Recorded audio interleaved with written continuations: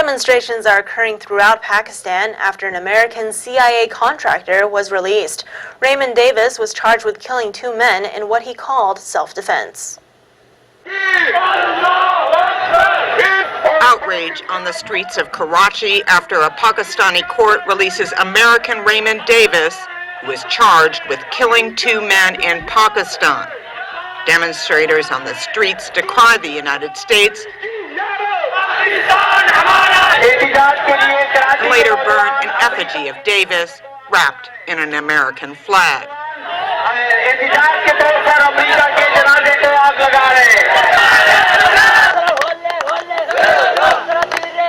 The demonstrations come a day after Davis, a CIA contractor, was released.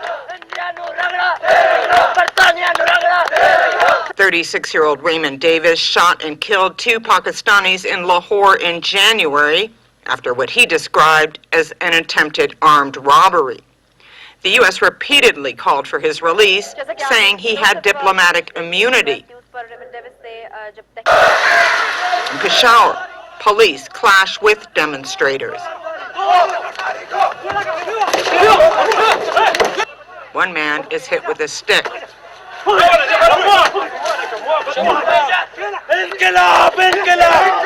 Another man is slapped as he is taken into custody. While the deal to release Davis ends a long simmering diplomatic standoff between Pakistan and the United States, it is sending shockwaves throughout Pakistan, where many have called for Davis to hang.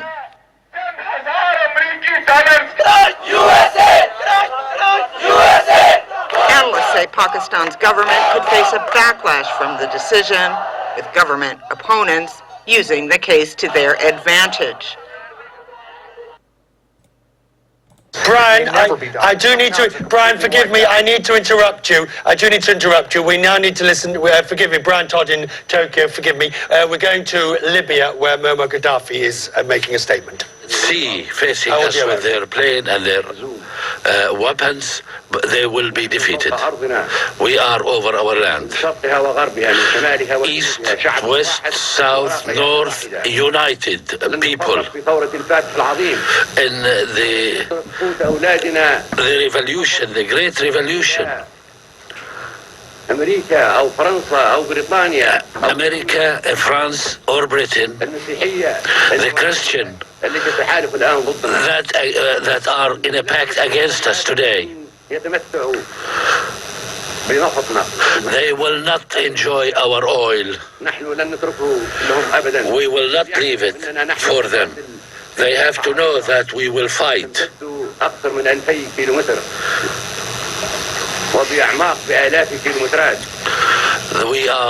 We have the depth of thousands of miles. This land will not submit ever. We have defeated Italy when it was a great power like you today. You are aggressors. You are animals. You are criminals. Your peoples are against you. In Europe and in America, against this aggression against the Libyan people. We have the people on our side, even your people on our side. You will fall, like Hitler had fallen, like Napoleon had fallen, and like Mussolini had fallen. All tyrants fall under the pressure of the populace, the masses. You will not make us submit. You will not make the people submit. This is the time, people time. The Libyan people now, all of the Libyan people now, are united and hold its weapon. The Libyan men and women have been given weapons, bombs. All the people are carrying weapons now. It is fire now. You will not advance. You will not you will not step on this land. This will be hell. We will fight you. If you continue with your aggression against us, we will fight you. We will not allow you to put your hand on our land, on our oil. We are over land that God has given us. We are victims. And the victim all.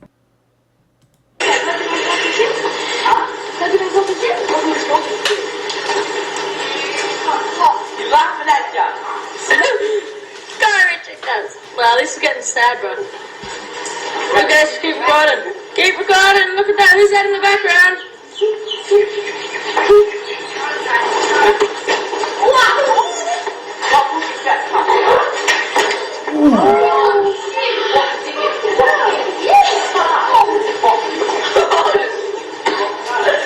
Turn your eye.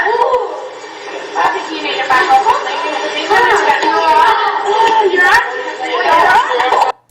Hello everyone, welcome to Global Government News. Today is Sunday, March 20th, 2011, and I'm Darko. This is part 3 of this news bulletin. We just finished up with the video of a bully basically getting his butt kicked and body slammed basically by this bigger dude who just basically was sitting there. And come to find out, it says that this person basically was being bullied for a long time. And it goes on here, and it says in just 1 week, Casey Heynes went from having one friend to 230,000. It said the 16-year-old Sydney boy became a global internet sensation after he was filmed picking up a bully in a schoolyard and throwing him to the ground. But it said, he said, I just started putting myself down, and all the crap just kept piling on. He said, that's when I contemplated suicide. And he said, a year 10 student, Casey said he was being targeted by a new gang of year 7 students last Monday when he was attacked by Richard Gale. Standing up against the wall with nowhere to move, Casey was punched repeatedly by Richard until he snapped, lifting the 7-year bully over his head and throwing him to the ground. And so, yeah, it goes down here and it says, I've been duct taped to a pole before as well. And he says he used to slap me on the back of the head and said I was fatty and lose some weight. And he said I never reacted that way before, but everything built up inside me for 3 years. I just had enough, and all I wanted to do is to stop.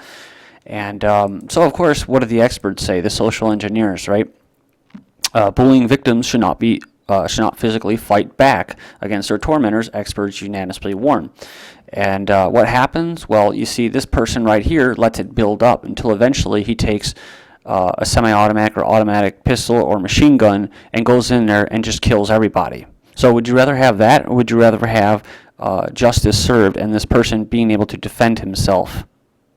I think I've made my point. Please visit my website, www.ggnonline.com. That's GGNonline.com. All right, we have this one. Shoot undocumented. Kansas poll says politician, a Republican Kansas legislator, has set off an uproar by suggesting that undocumented immigrants, should be treated like wild hogs and shot by sharpshooters from helicopters. I crap you not. Invoking Tucson shooting, Obama seeks, quote, common sense restrictions on gun sales. And, of course, it's off the back of what? The Tucson shooting, where the judge who was killed, that was the big story, was the judge that was killed was staunchly against the Obama health care bill, and he's dead now.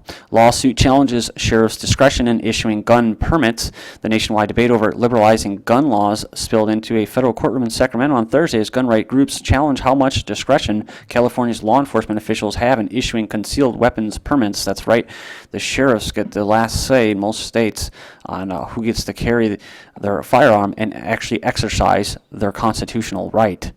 But no, you don't have a right because they're permitting you. If they have to permit you, then you don't have that right. You're just getting permission from the state like a little child to defend yourself, right?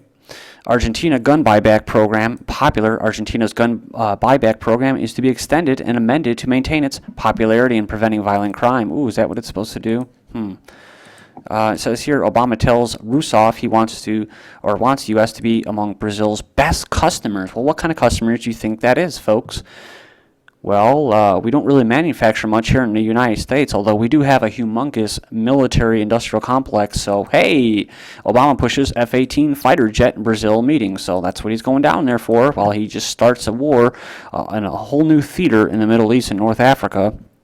Obama's fancy Harlem party, $30,000 ahead, fundraising for Democrats in high style. Obama's approval ratings on decline. Undocumented workers in Utah get free pass with immigration reform bill. Dollar opens up on improved market sentiment. Then attempts to replace confetti currency. Federal Reserve notes with precious metals are, quote, a unique form of domestic terrorism.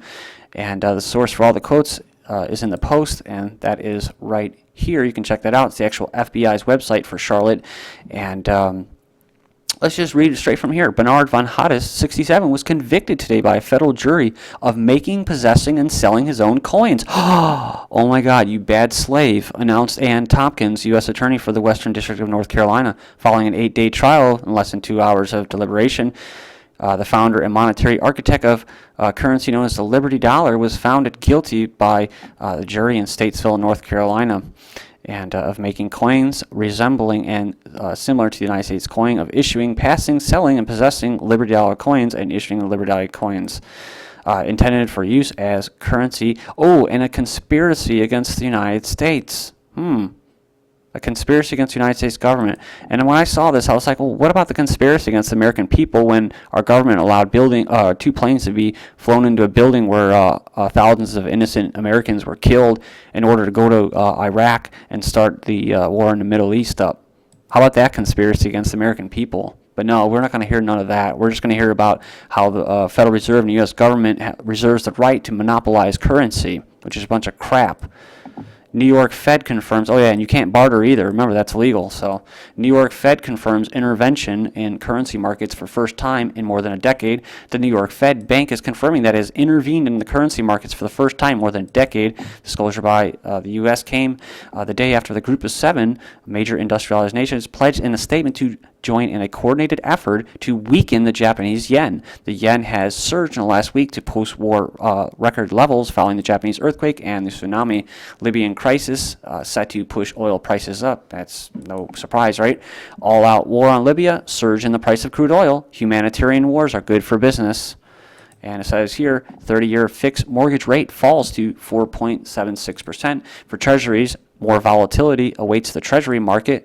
And all these links are posted in the video's description on YouTube. You can check that out. And my profile is DDarko2012. Michigan passes financial martial law bill. They actually passed this thing and approved a bill authorizing state-appointed emergency financial managers to break union contracts at struggling cities. But it does a lot more than that. A lot more. They can take out politicians. They can actually remove elected politicians from office. That's what this bill does, among many other things.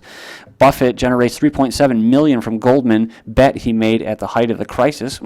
Go figure, And I love these people that say, oh, but Buffett, he's just a grassroots millionaire or billionaire, and, he just happens to be really good. Ex-Goldman programmer gets 8 years for code theft. IBM pays IBM, the company that brought you the computers that categorize all the Jewish and the Polish and the Gypsies and all those other people that were put into the Holocaust by the Nazis. The IBM company pays $10 million to settle bribery complaint. Then we have U.S. cost of living hits record, passing pre-crisis high. Battlers take risks simply to pay bills. 79% struggle to make ends meet. 18% always stick to a budget. Almost 60% spend beyond their means. Almost 70% feel they will be worse off this year. 33% can't pay bills on time. 76% said they have to cut back this year. 23% would stop buying meat. Wow, almost 1/4. 9% would get rid of a car, 1/10. And 10% would opt out of private schooling. Man, so Obama budget to produce $9 trillion deficit, says the CBO. Pentagon opposes cuts to U.S. aid budget. Look at this, Sesame Street. This is what I watched when I was a child. Sesame Street actors plead for public broadcasting funding because they're going to get cut. White House seeks to boost public support for healthcare bill, even though the American people don't want it. 3 states seek, oh yeah, and who cares, right? Because they just declare war on Libya and the American people don't want it. The Arab Council doesn't want it. Muslims don't want it. But hey, they just go ahead and do it. Please join me in the final part. This is GGN and I'm Darko. Thank you.